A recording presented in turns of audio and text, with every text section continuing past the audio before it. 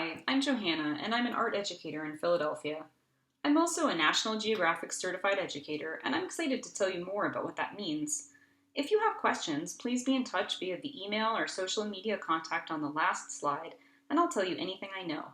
I'm not a representative of National Geographic, just an educator who wants everybody to benefit from the fantastic resources and opportunities that they offer.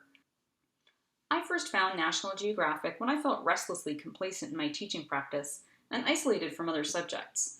I noticed that there was a lot of talk around STEAM education, but that most of it was science focused and didn't include the arts in a significant way.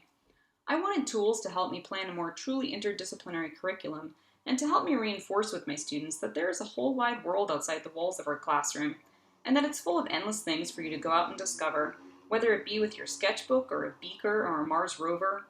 So I found out that National Geographic has all kinds of programming and resources for educators, and right away I could see it had experiential art education written all over it. So there are a number of things that you can do to get professionally developed, to find opportunities for your students to do with you or on their own, and to connect with other folks in the education world. I'm going to talk about each of these, starting with the online courses, and I'll share the link at the end for you to get hold of them. National Geographic runs a number of online courses. Each of these courses is free to take, and you can also earn credit through the University of San Diego at $75 per credit for most of the courses. If your district will give you Act 48 hours, Nat Geo Education will also sign that form for you. The Educator Certification course is offered in the fall and spring, and the other courses are also available in the school year as well as in the summer. Each of us have a different role at our schools, so some of these might fit more with what you do than others.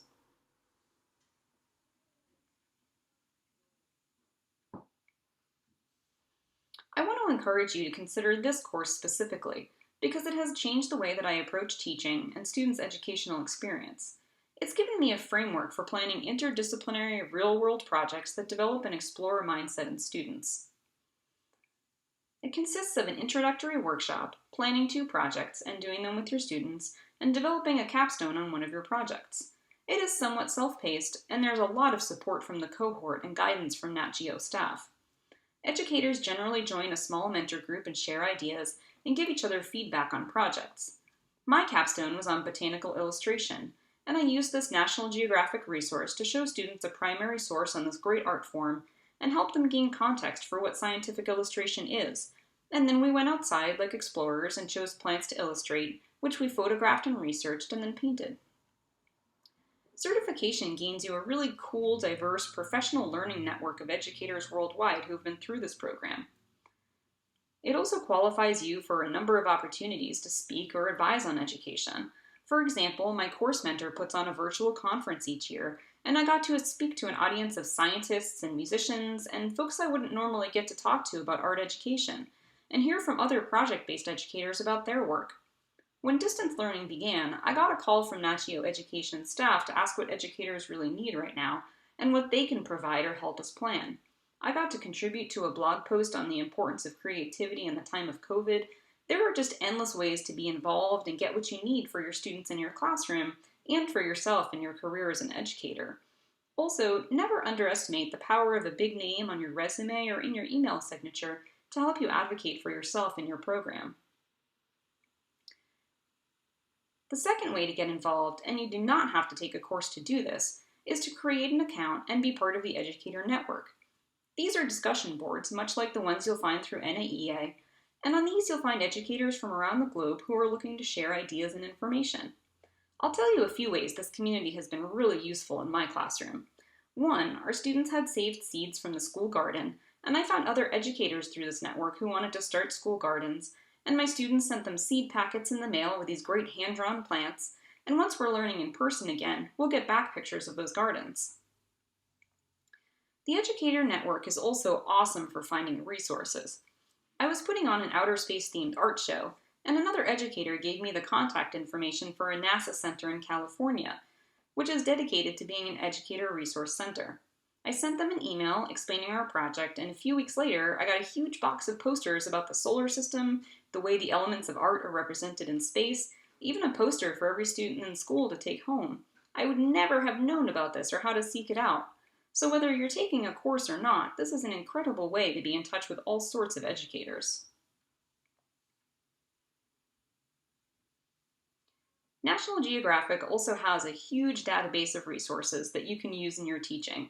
You can find lesson plans, imagery, videos. This is a massive range of things that you can search for and that you don't have to invent from scratch.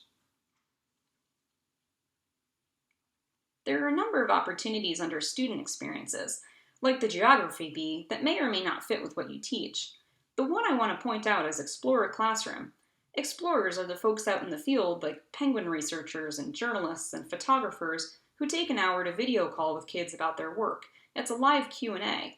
They hold calls every week, and they're also differentiating by age group. These are in English and in Spanish, and they'll be available in ASL soon as well.